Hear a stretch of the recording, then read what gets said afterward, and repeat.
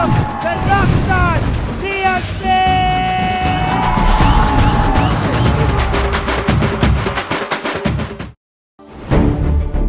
சாமிக்கு சாயந்தரம் விளக்கேத்தணும். பூஜை சாமா விளக்கெல்லாம் எடுத்து தேய்ச்சி வைப்போ. மா, நான் படிக்கணுமா, நீ அதெல்லாம் செஞ்சிரு. ஏய், நான் சொல்லிக்கிட்டே இருக்கேன், நீ பாட்டி எனக்கு என்னன்னு போயிட்டே இருக்க. வாங்க, தேய்ச்சி மட்டும் தானே வைக்க சொல்றேன். வா வந்து எடு. போமா, செய்றேன்.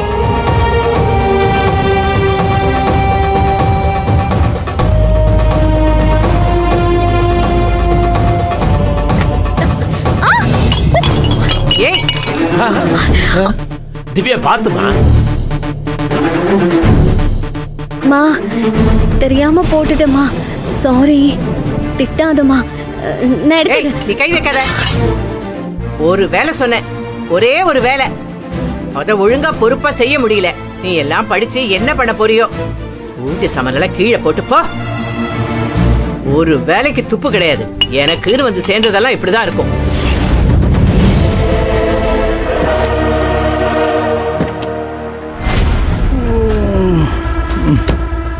உள்ள இருந்து வரும்போது பரபரப்பா வருவேன். ரெடியா இரு.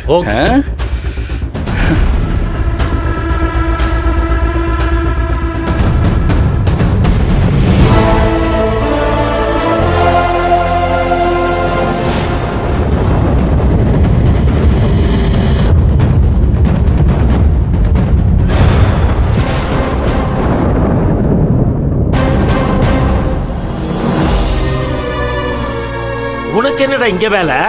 வீடு திறந்து இருந்தா நீ பாட்டுட்டு கேட்காம கொள்ளாம உள்ள வந்துருவியா? உங்களோட கேள்வி நியாயமானதுதான். ஆனா நான் வந்த விஷயத்த வாசல்லே வச்சு சொல்ல முடியாதுல்ல. அக்கம் பக்கத்துல இருக்கிறவங்க கேட்டா அது நல்லா இருக்காது.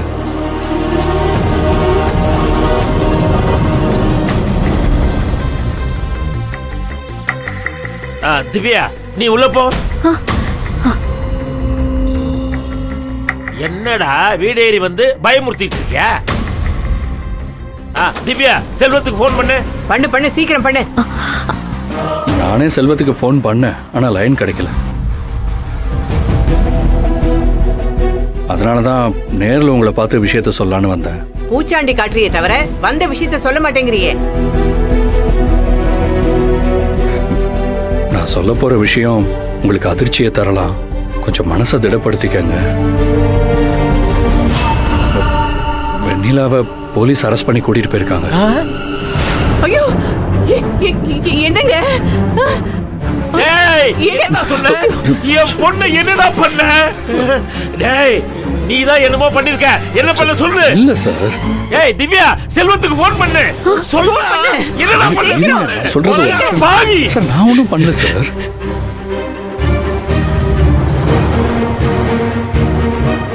ஏய் திவ்யா, என்னாச்சு?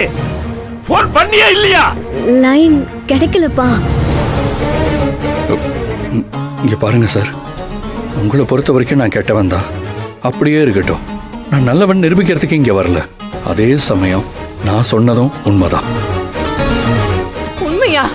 உண்மைனா எங்க அரெஸ்ட் பண்ணாங்க? எதுக்கு அரெஸ்ட் பண்ணாங்க? யாருப்பா அரெஸ்ட் பண்ணாங்க? குழந்தை கடத்தல் வழக்குல அரெஸ்ட் பண்ணிருக்காங்க. என்னது? என்னங்க? ஐயோ, குழந்தை. வெஸ்ட் மாம்பலத்துல ஒரு மீட்டிங் போயிட்டு ரிட்டர்ன் வந்துட்டு இருக்கும்போது வெண்ணிலாவை போலீஸ் ஜீப்ல ஏத்துறத பார்த்தேன். ஐயோ, உங்களுக்கு விஷயத்தை தெரியப்படுத்தணும்னு நினைச்சுதான் நான் நேர்ல வந்தேன். இதுல சத்தியமா உள்நோக்கம்லாம் எதுவும் இல்லை. என் கூட வந்தீங்கன்னா நானே உங்களை ஸ்டேஷன் கூட்டிட்டு போறேன். ஆன் தி வேலை செல்வத்துக்கு நம்ம ஃபோன் பண்ணி அங்க வர சொல்லிக்கலாம். இன்னும் என்னங்க நீங்க யோசிக்கிறீங்க? இவன் சொல்றது எனக்கு ஒண்ணுமே புரியல. வாங்க போய் வெளியில பார்க்கலாம். போற வழியில செல்வத்துக்கு மகாக்கு ஃபோன் பண்ணிக்கலாம். வாங்க வாங்க. நானும் வரேமா. இல்ல, போலீஸ் ஸ்டேஷனுக்கெல்லாம் நீங்க வர வேண்டாமே. திவ்யா, மதிய ஸ்கூல்ல இருந்து கூட்டிட்டு வந்துட்டு வீட்டுல பத்திரமா இரு. கதவை பூட்டிக்கோ. என்ன நடக்குதுன்னே புரியல. வாங்க போய் சீக்கிரம் பாப்போம்.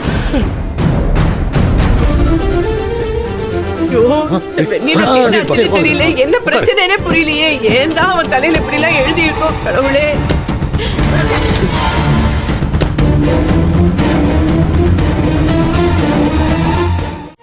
நீங்களே யோசிச்சு பாருங்க. தப்பு பண்ணவங்க அமைதியா இருக்காங்க. ஏன்னா அவங்களுக்கே தெரியுது அவங்க தப்பு பண்ணிருக்காங்கன்னு. அதனால தானே அவங்க அமைதியா இருக்காங்க. என்னோட அண்ணி எந்த தப்பும் பண்ணாதவங்க, தெரியாம அவங்க இதுல வந்து சிக்கிட்டாங்க. அதனாலதான் அவங்களால அதை ஏத்துக்க முடியாம அழுது ஆர்ப்பாட்டம் பண்ணிட்டு இருக்காங்க. உங்களால அதை புரிஞ்சுக்க முடியுது இல்ல மேடம்? நீங்க மனசு வச்சா என் அண்ணிய வெளியில உங்களால விட முடியும். Please madam. நீங்க சொல்றத நான் ஏன் கேட்கணும்? என் இடத்துல நீங்க இருந்திருந்தா என்ன பண்ணிருப்பீங்க? கண்டிப்பா நான் உங்கள மாதிரி தான் இருந்திருப்பேன். ஆனா என்னால ஒரு பொண்ணோட மானத்தை, குடும்ப கௌரவத்தை காப்பாத்த முடியும்னா அதையும் நான் பண்ணிருப்பேன் மேடம். என்னால முடியாது. நீங்க வேணும்னா உங்களை கோர்ட்டு கூட்டிட்டு போற வரைக்கும் வெயிட் பண்ணுங்க. ஏன் டைமை வேஸ்ட் பண்ணாதீங்க. மேடம், சில சமயம் நமக்கே தெரியும் இவங்க தப்பு பண்ணியிருக்க மாட்டாங்கன்னு. அப்ப நம்ம சொந்த ரிஸ்க்ல வெளியே விடுவோமே. அப்படி ஏதாவது பண்ண முடிச்சா நல்லது. எனக்கு ரொம்ப தெரிஞ்ச ஃபேமிலி மேடம், ரொம்ப கண்ணியமான குடும்பம். ஏதோ கெட்ட காலம் இப்படி வந்து மாட்டிக்கிட்டாங்க. ஒரு 10 நிமிஷம் நீங்க லேட்டா போயிருந்தாலோ, இல்ல ஒரு 10 நிமிஷம் அவங்க முன்னாடி போயிருந்தாலோ, இந்த நிமிஷம் இவங்க இங்க இருந்திருக்க மாட்டாங்க மேடம். இவங்க தலைவிதியே மாறி இருக்கும். கொஞ்சம் யோசிங்க மேடம். என்ன பேசுறீங்க வக்கீல் சார்? சட்டம் படிச்சவங்க தானே நீங்க? ஏதோ நேர்கணக்கு காலக்கணக்குன்னு சித்தர் மாதிரி பேசுறீங்க. தொழில மாத்திட்டீங்களா என்ன? என்ன வேலைன்னு தெரியாம போனதா தானே மேடம் அவங்க சொன்னாங்க. தப்பான வேலைன்னு தெரிஞ்சதுக்கு அப்புறம் அங்க அவங்க நிக்கவே இல்லையே. இதையே இங்க இருக்கிற இன்னும் 2 பொண்ணுங்க சொன்னா அவங்கள பரிதாப அடிப்படையில ரிலீஸ் பண்ண சொல்லுவீங்களா? நீங்க சொல்றது சரிதான். ஆனா மனசாட்சிக்கு மீறி நம்ம ஒரு விஷயம் பண்ணா அது நம்மள தூங்க விடாது மேடம். அவங்க பொண்ணு ஸ்கூலுக்கு போயிருக்கா. வீட்டுக்கு திரும்ப வந்து அம்மா எங்கன்னு கேட்டா போலீஸ் ஸ்டேஷன்ல இருக்காங்கன்னு சொன்னா அந்த குழந்தையோட மனநிலைமைய கொஞ்சம் யோசிச்சு பாருங்க மேடம். ஐயோ மதி, மதி என்ன மன்னிச்சிரு மதி.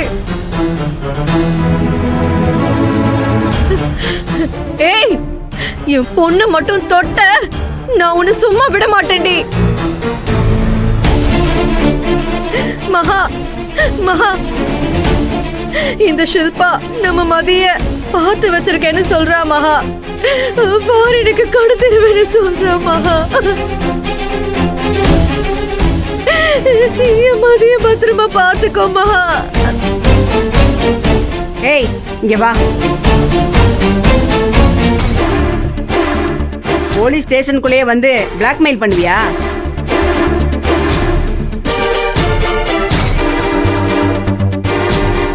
அவங்க குழந்தைய கடத்துவேன்னு சொன்னியா?